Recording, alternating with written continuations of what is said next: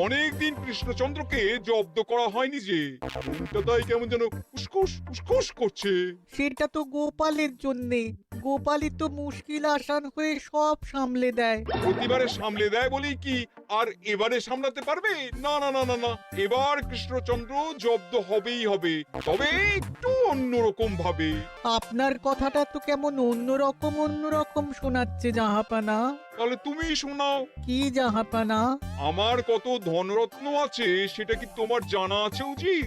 না জাহাপানা, তবে জানার আগ্রহ আছে বিস্তর।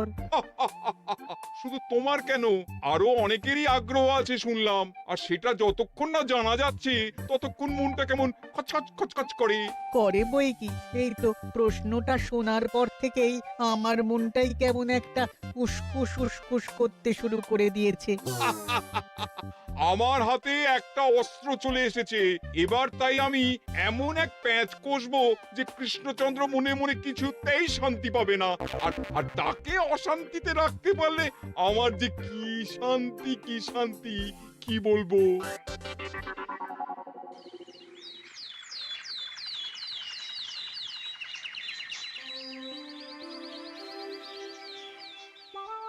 কি যে বলি, মানে এমন আমন্ত্রণ পেলে তো আর না বলা যায় না।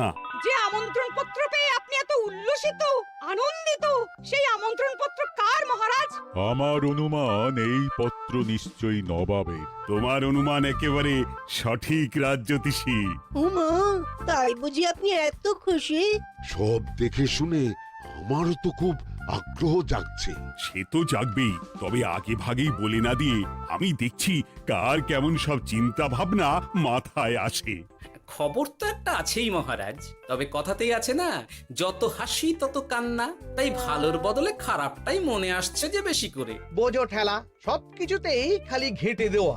সত্যি গোপাল, আজকাল যেন সবেতেই তুমি নেতিবাচক কথা বলো। এটাই তো গোপালের স্বভাব মহারাজ। সে যাই হোক, গোপালের অকর্মণ্যতা টের পেয়েই বোধ হয় নবাব শুধু আমাকে আর মন্ত্রীকে মুর্শিদাবাদে যাওয়ার নিমন্ত্রণ করেছেন। বেশ তো, ঘুরে আসুন না তবে, শুভস্য শীঘ্রম। তবে দরকার পড়লে এই ভাঙা কুলো গোপালকেই দরকারে লাগবে, কথাটা যেন খেয়াল থাকে মন্ত্রী মশাই।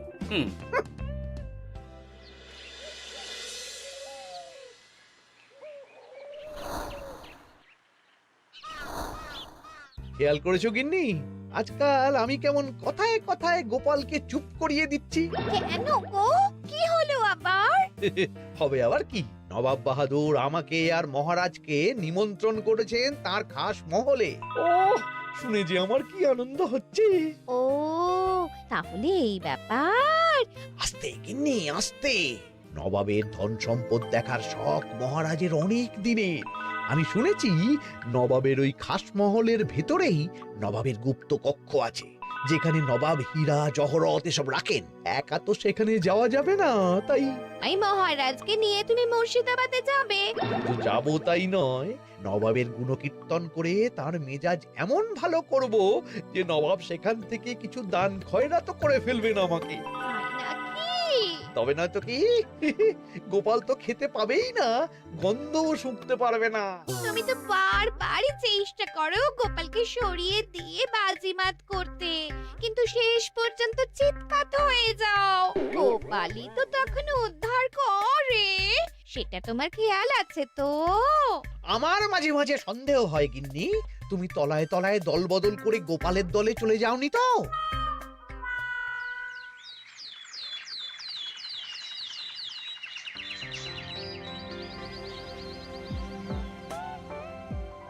এবার বুঝলে তো দাদু, আমরা কিন্তু তোমারই দলে।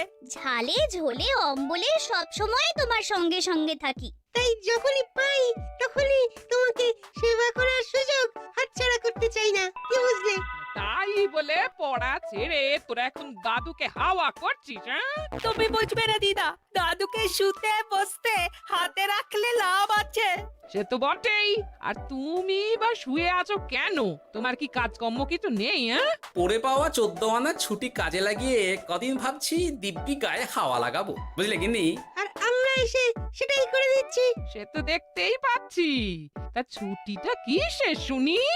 ওদিকে মহারাজ আর মন্ত্রীমশাই নবাবের কাছে গেছেন, তাই এদিকে আমি শুয়ে পড়েছি, এই আর কি।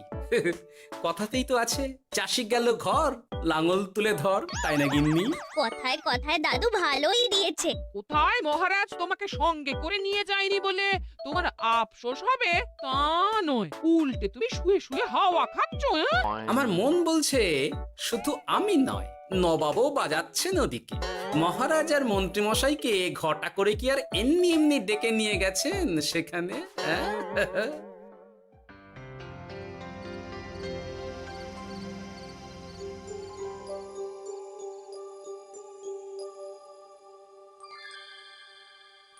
ডেকে নিয়ে এসে নবাব যে ঠিক কি করতে চাইছেন সেটাই তো বুঝতে পারছি না। অত বোঝার কি আছে মহারাজ? খাবো, শোবো আর গুপ্ত কক্ষে ঢুকে নবাবের সঞ্চয় দেখবো, তাহলেই তো হবে। তাই কি আর হবে কে জানে। না না, জানতে তো আমাকে হবে। এখানে এসে তোমাদের কোনো অসুবিধা হচ্ছে কিনা সেটা আমাকে জানতে হবে না? আপনি কিচ্ছু ভাববেন না জাহাপানা, ব্যবস্থা সব করাই আছে।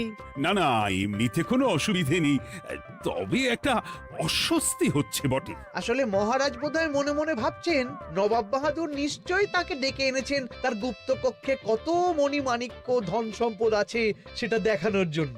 তাই নাকি? মানে এখানকার হিরে, সেখানকার চুনি, অমুক দেশের পান্না, তমুক দেশের মুক্ত। শুধু কি তাই, আরো কত কি। হ্যাঁ হ্যাঁ, সেগুলো যতক্ষণ না দেখতে পাচ্ছেন ততক্ষণ মহারাজ ঠিক স্বস্তি পাচ্ছেন না। এই যে কৃষ্ণচন্দ্রের যে আমার ধন সম্পদ দেখার প্রবল ইচ্ছা আছে সেটা আমার ভালো মতোই জানা আছে। তবে সবাইকে তো সবটা দেখাতে নেই, আর সবার জন্য সবটাও নয়, তাই না? তাই কি জাহাপনা? তাই গুপ্ত কক্ষের ভেতরে কি আছে সেটা না হয় না দেখাই থাক। না না, তোমরা বরং খানা পিনা করো গিয়ে, হ্যাঁ, বিশ্রাম নাও। উচিত তোমাদের খেয়াল রাখবে, কেমন? এই রে, এটা কি হলো? কি আবার হবে? তোমার পাল্লায় পড়ে মান সম্মান সব গেল। এর থেকে আমার কৃষ্ণনগরই ভালো।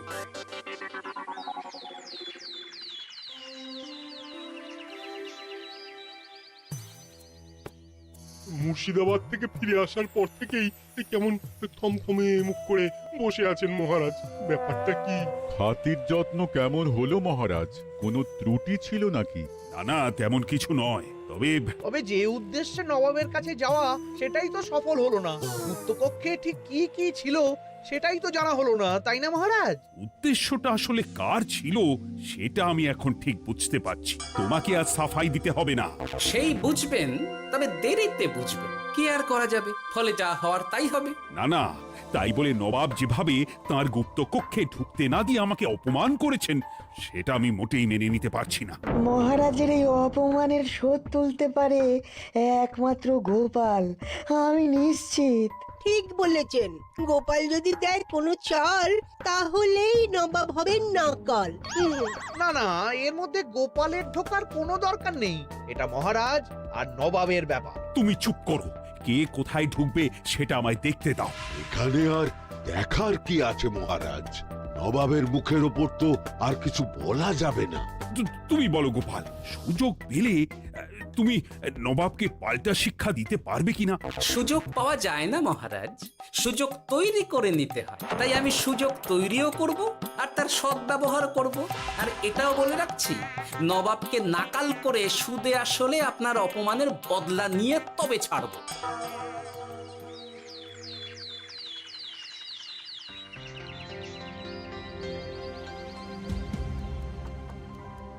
কি হলো জাহাপানা, আপনি যেমনটা চেয়েছিলেন তেমনটাই তো হলো। মহারাজ কৃষ্ণচন্দ্র মনের কথা মনেই চেপে রেখে মুখ চুন করে পালালো, তারপরেও আপনার মন ভালো নেই? না না হুজির, ঠিক জমলো না। তার উপর আবার এই বেনামি পত্র। সে কি, মহারাজ কৃষ্ণচন্দ্রকে অপমান করে তাড়িয়ে দেওয়ার পরেও জমলো না? হ্যাঁ, আর কোন পত্রের কথা বলছেন জাহাপানা? কে পাঠিয়েছে, কোথা থেকে পাঠিয়েছে কিছুই বুঝতে পারছি না। তবে দু চার কথা যা লেখা আছে এতে, তাতেই তো চোখ কপালে উঠেছে। আমার খাস মহলের ব্যবস্থাপনায় নাকি ত্রুটি আছে, অতিথি আপ্যায়নে বিস্তর গলদ। সেটা আবার 5 কান? এই না মানে এক কান হলো কি করে? কানাকানি হোক বা না হোক, জানাজানি হতে কিন্তু দেরি নেই। নাও থালা সামলাও, এদিকে গোপালও এসে হাজির। এমনি এমনি কি আর এসেছি জাহাপনা? আসলে মহারাজ এসে আপনার খাসে ছিলেন বটে, তবে যে শয্যায় মহারাজকে শুতে দেওয়া হয়েছিল সেটা ছিল অসমান আর শক্ত। তাই আমি ছুটে এসেছি আপনার এইরকম নিম্নমানের সামগ্রী আর ব্যবস্থাপনা দেখার জন্য। এখানে আবার দেখার কি আছে? সবাই তো জানে নবাবের ধন সম্পদের কথা, এবার না হয় আমি নবাবের দৈন্য দশার কথা জানাবো সবাইকে। এসব কি হচ্ছে কিছুই তো বুঝতে পারছি না। প্রথমে এই পত্র, তারপর গোপালের অভিযোগ এই মাত্র। না না না না, এই রকম হতেই পারে না। কি হতে পারে না জাহাপনা? আমার শয্যায় কোনো গলদ নেই, আর এটা শুধু তুমি চোখেই দেখবে না, একবার শুয়েও দেখবে। আজ রাতটা তুমি আমার খাস মহলেই কাটাবে, আর ওই শয্যাতেই শোবে। হ্যাঁ, এই রকম করবেন না জাহাপানা, গোপালকে বিশ্বাস নেই, কখন যে কি করে ফেলবে তখন দেখবেন মাথা চাপড়াতে হবে। তবে এটাও শুনে রাখো গোপাল, যে গুপ্ত কক্ষ আছে যেখানে হিরে জহরাত প্রসাধনী সামগ্রী ইত্যাদি প্রভৃতি রাখা আছে, তার দরজা কিন্তু কোনো মতেই খুলবে না। সত্যি কথা বলতে কি, সেই গুপ্তকক্ষ দেখার স্বাদ আমারও ছিল বটে, তবে কি আর করা যাবে, নবাব যেমন বলবেন সেটাই মেনে নিতে হবে। তবে মনটা আনচান করবে, এই আর কি। যাক, গোপালের মনের মধ্যেও অস্বস্তি ঢুকিয়ে দেয়া গেছে তাহলে। বাবা, ছুঁচ হয়ে ঢোকার সুযোগ পেয়েছি, এবার ফাল হয়ে বেরোবো।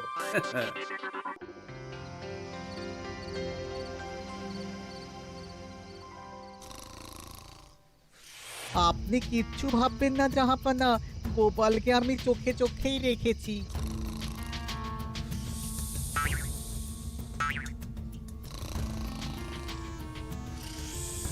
কিন্তু দেখে তো মনে হচ্ছে গোপালের শুতে কোনো অসুবিধা হচ্ছে। তা কি করে হয় জাহাপানা? অবশ্য কায়দা করে গোপালের মনে যে গুপ্ত কক্ষের ভাবনা ঢুকিয়ে দিয়েছেন, হতে পারে তার জন্যই সে আনচান করছে।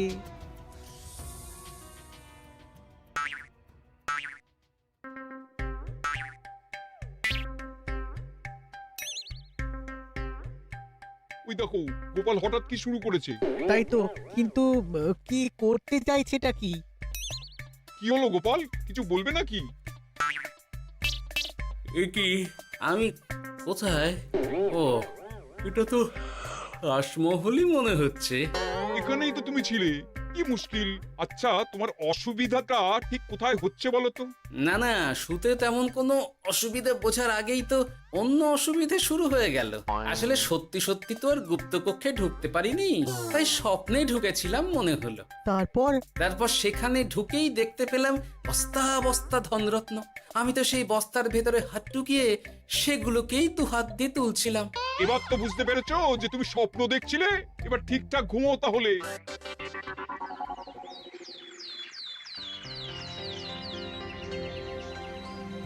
কাল রাতে গোপাল আচ্ছা ঝামেলায় ফেলেছিল। কবে ফেলে না জাহাপানা? আমাকে নিয়েই আলোচনা চলছে মনে হচ্ছে। ভুল কিছু মনে হয়নি, সে যাই হোক। এখন বলো দেখি, খাস মহলের সজ্জাটা কেমন ছিল কাল রাতে? সে আর কি করে বলি জাহাপনা, স্বপ্ন দেখার চক্করে ঘুমের দিকে তেমন মন দিতে পারিনি যে। গোপাল মানেই গোলমাল, আবার বাহানা দিতে শুরু করেছে। তাই বলছিলাম কি, আর এক রাত না ঘুমোলে ঠিক মতো বলতে পারবো না। বেশ তো, আর এক রাত থাকো না হয়, তবে আমারও একটা শর্ত আছে। আগের রাতে তুমি স্বপ্নের ঘরে যা কাণ্ড ঘটিয়েছো না, তাতে জাহাপানা খুব বিরক্ত, বুঝতে পারছো নিশ্চয়ই। বুঝেছি তো, তবে যে কোনো শর্তেই আমি খাস মহলে শুতে রাজি।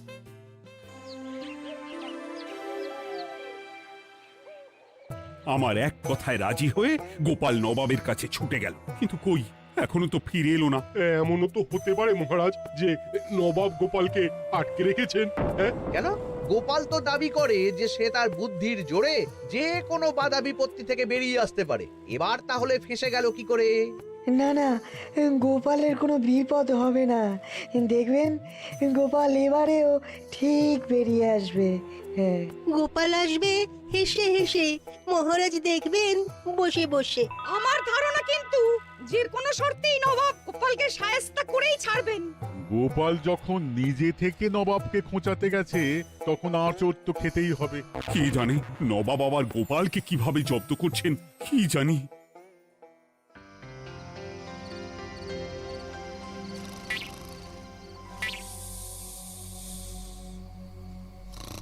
ব্যবস্থাপনায় কোনো ত্রুটি নেই জাহাপানা, তবে আজ গোপালকে না আচ্ছা জব্দ করা হয়েছে জাহাপানা। গোপালকে আজ আর বালিশ দেওয়া হয়নি। এমনটাই তো নির্দেশ দিয়েছিলাম। দেখি আজ মনে হচ্ছে গোপাল বিশেষ ট্যাপও করতে পারবে না। কিন্তু এ কি, গোপাল যে আবার উসখুস করছে। তাই তো দেখছি। এক্ষুনি গোপালকে ঘুম থেকে ডেকে তুলে দিতে হবে, না হলে আজ আবার একটা অনিষ্ট করবে। না না, আজ আর কিছুই করতে পারবে না, বালিশই তো নেই।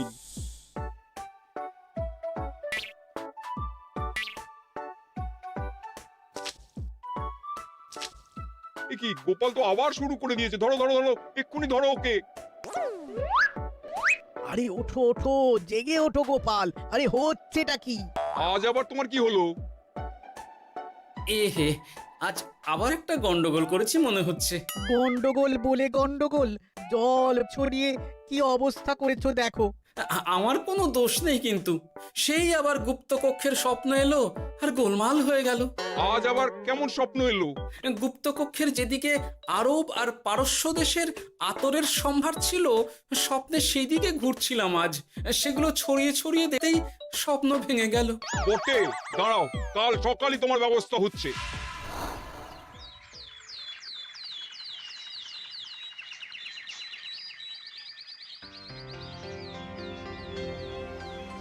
গোপালের বিদায় করার ব্যবস্থা পাকা হয়েছে তো উজির? কি যে বলেন জাহাপানা, আপনি কিছু করতে বললে আমি কি সেই কাজ ফেলে রাখি নাকি? কি ব্যবস্থা করলে শুনি?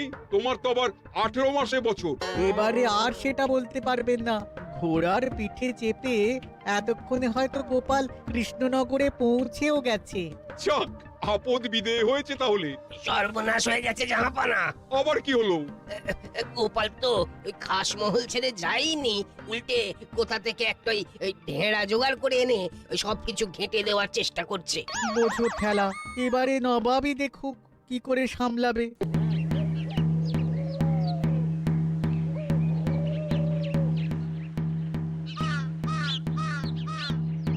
শুনুন শুনুন শুনুন, আরে আরে আরে, আরে কি শোনাচ্ছটা কি গোপাল? এখনো শোনাইনি, তবে শোনাবো শোনাবো ভাবছি। সবাইকে জানাতে গেলে এই ঢাড়া পেটানো ছাড়া আর উপায় কি? কিন্তু জানাবেটা কি? এই যে নবাব যে অতিথিদের ডেকে এনে তাদের নিশ্চিন্তে ঘুমোতে দেওয়ার ব্যবস্থা করতে পারেন না, এটা তো সবার জানা দরকার। কি বিপদ! না না না না, এই বদনাম নিয়ে আমি গোপালকে কোথাও যেতে দেবো না। তাহলে কি করতে হবে জাহাপানা? আজ ও রাতে গোপাল খাস মহলে শোবে। এই তো এবার পড়েছেন গোপালের জালে।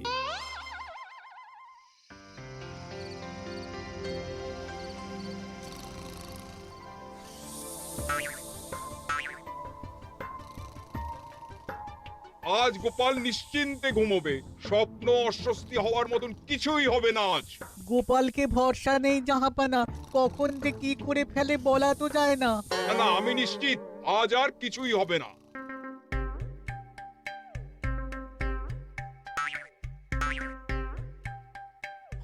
হবে না বলতে বলতেই হতে শুরু করেছে জাহাপানা। আরে ওকে গিয়ে চেপে ধরো এক্ষুনি। ঘুমের ঘোরে আবার কি করছো গোপাল? এবার আবার কি হয়েছে?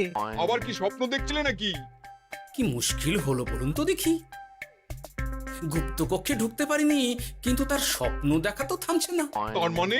আজ স্বপ্নে দেখছিলাম গুপ্তকক্ষের একদিকে দামি দামি রেশমি কাপড়, মসলিনের বিপুল সম্ভার, ওই সেগুলোই টেনে টেনে দেখছিলাম আর কি। তাই বলে পর্দা ধরে টানাটানি করতে হবে? ওই দেখুন, ওগুলোকেই তো মসলিন ভাবলাম। না না না না, এবার আমি মনে মনে স্থির করে ফেলেছি এই ঝামেলা থেকে বেরোবার একটাই উপায়, আর সেটাই এবার আমি করব।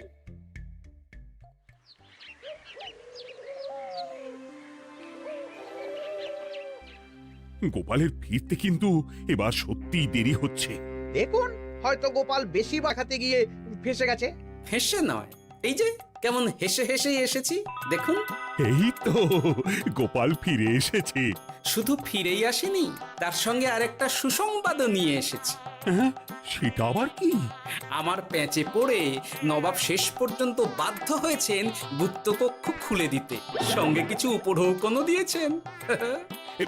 ব্যাপারটা ঠিক কেমন করে কি হলো বলো দেখি। বলছি মহারাজ, নবাব বাহাদুর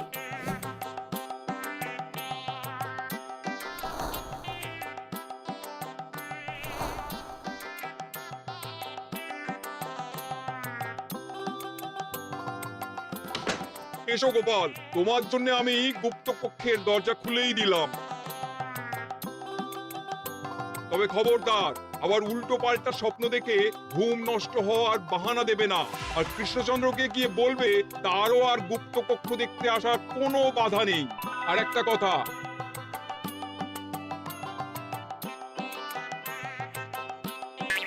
এইসব নিয়ে খুশি থাকো, তবে নবাবের খাস মহলের নিন্দে করে আবার ঢেঁড়া পিটিও না যেন। এমনিতেই সেই অভিযোগপত্র নিয়ে নবাব বাহাদুর চিন্তিত। সেই চিন্তা ঝেড়ে ফেলুন জাহাপনা, কারণ ওটা আমারই দুষ্ট বুদ্ধির ফল। অবস্থা বুঝে ওই ব্যবস্থা আমিই নিয়েছিলাম। হ্যাঁ, আগে হ্যাঁ। সাবাস গোপাল, তুমি তাহলে শেষমেশ যে কোনো উপায়ে নবাবকে মাথা নোয়াতে বাধ্য করলে। আপনাকে কেউ অসম্মান করলে আমি যে নিজেকে সামলে রাখতে পারি না মহারাজ। সত্যি গোপাল, তোমার তুলনা হয় না।